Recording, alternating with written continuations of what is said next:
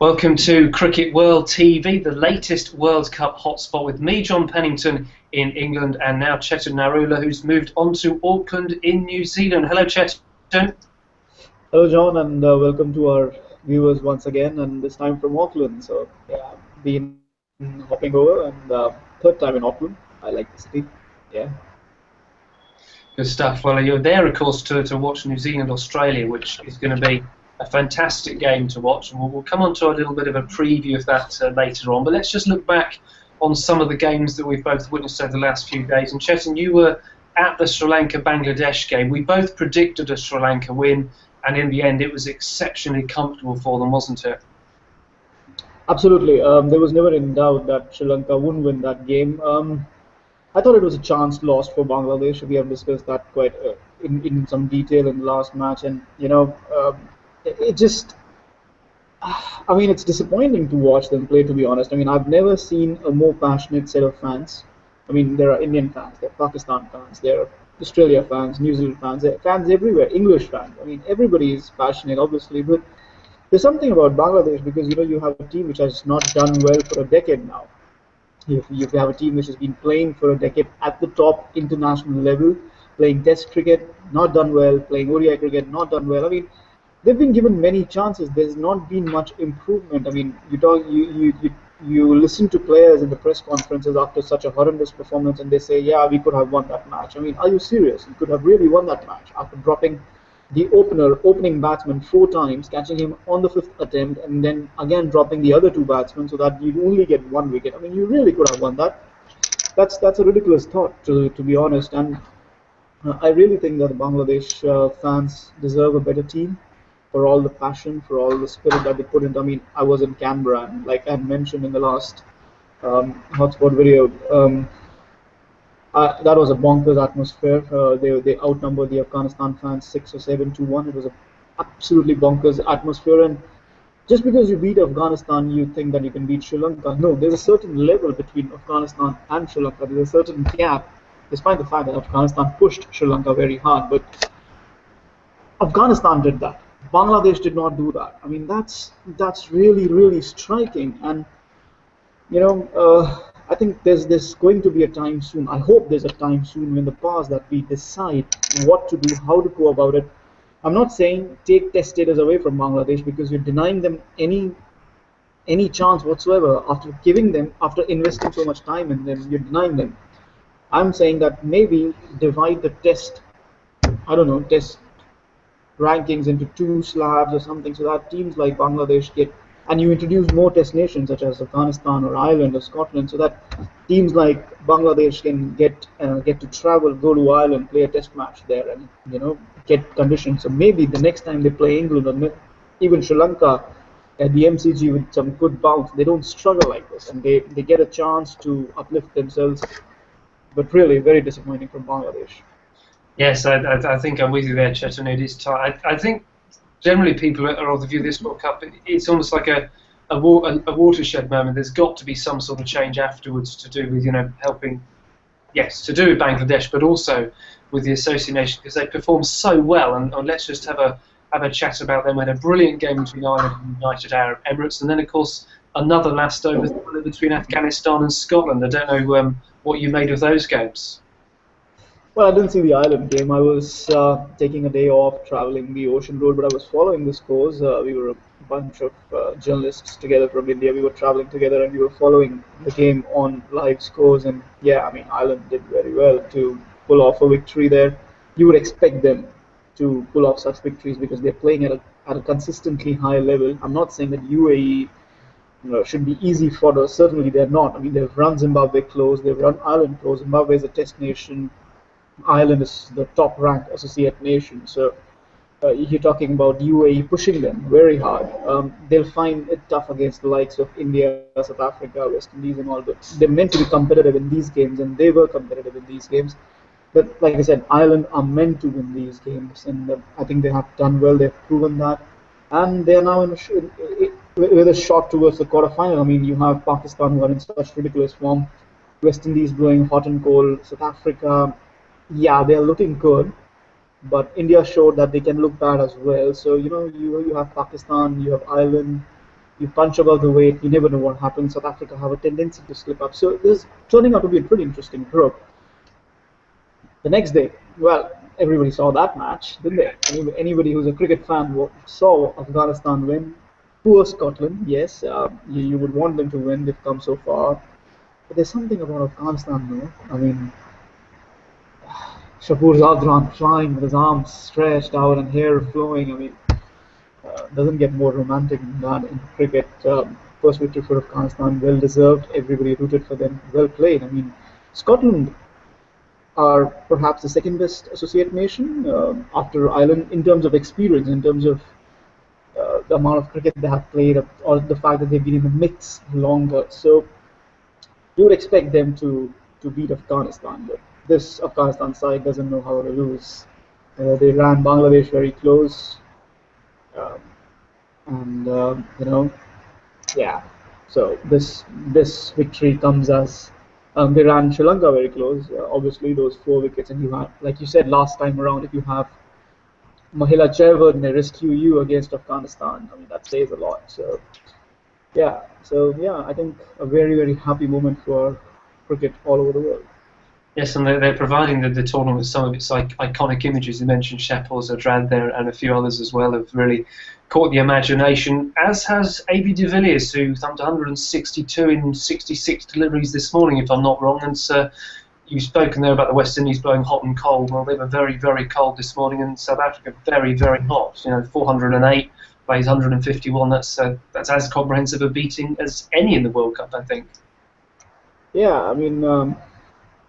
That's the thing about South Africa, because they should be able to turn it up against stronger teams like India, and I mean I still can't get over the shock of that match.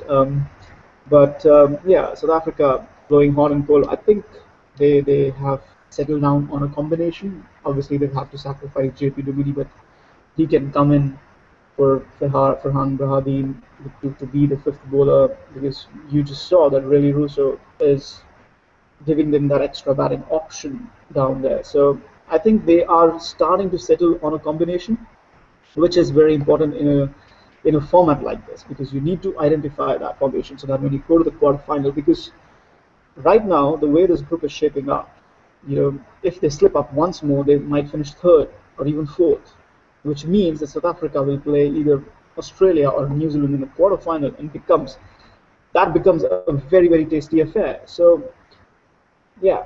Uh, they cannot afford any more slip ups. So they're just starting to, like I said, recognize their best combination. I think the major problem for them right now is the top order.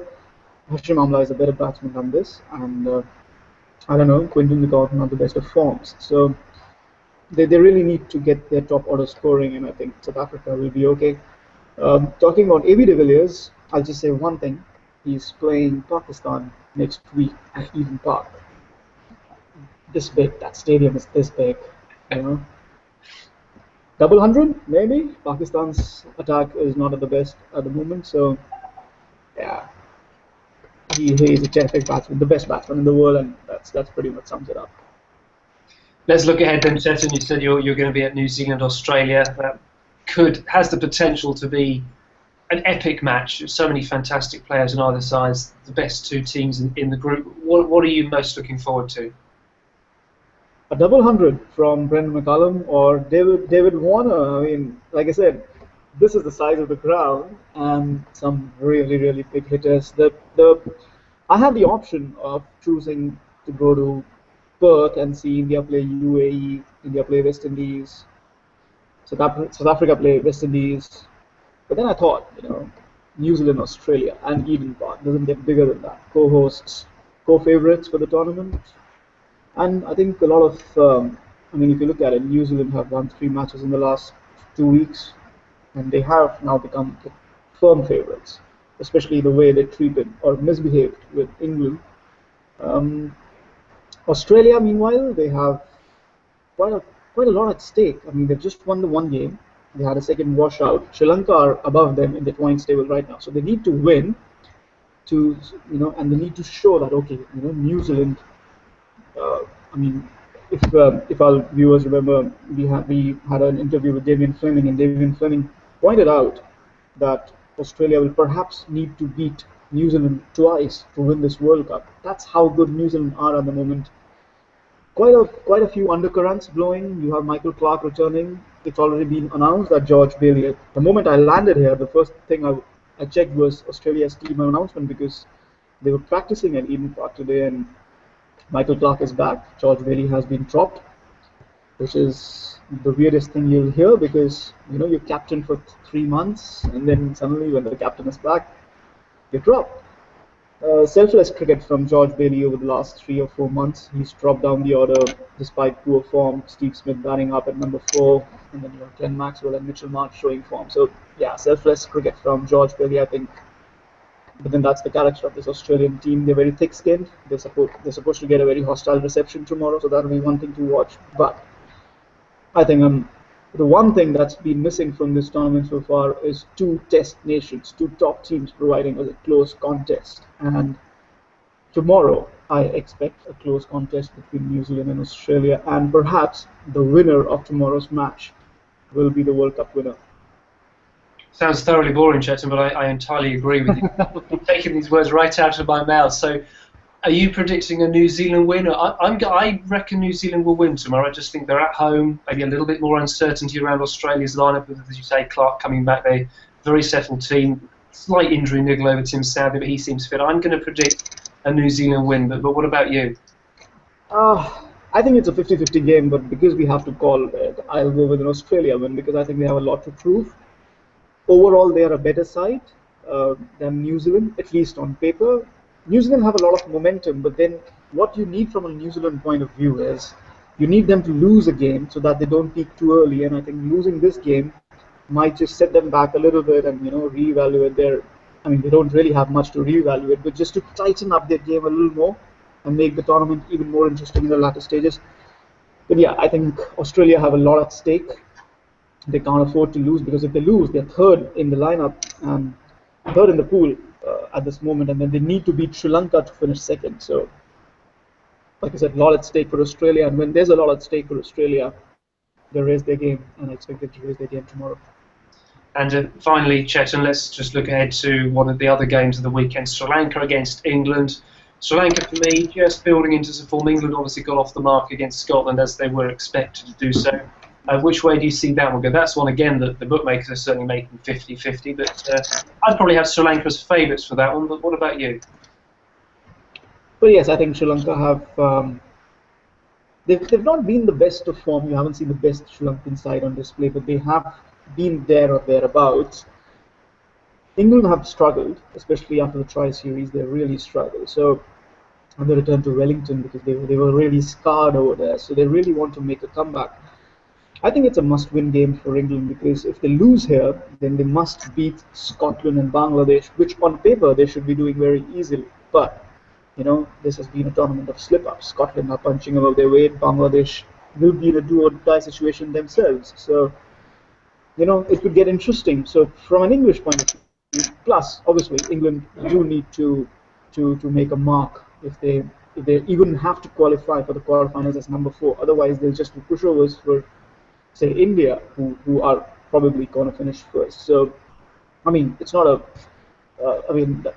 and when I say that, it's actually very, very surprising because, like I said, just a month ago, England were really stuffing India. I mean, twice they lost. So, it's been as shocking a turnaround for India as for England, and I think this English side is a little better than what they have shown so far. So, I think they really need to up their game a little bit. The victory against Scotland will really boost their morale a bit because it was a comfortable win. So they didn't allow Scotland to, run them close. So it was a normal game for England. I mean, that's what perhaps they needed. So it's going to be a tight contest, and obviously I'll be there for Cricket World, watching and keeping an eye, and obviously we'll be discussing that game sometime soon. We certainly will, Chetan. So that nicely closes off this particular hotspot. Thank you very much for your time there in Auckland. As always, a pleasure, John.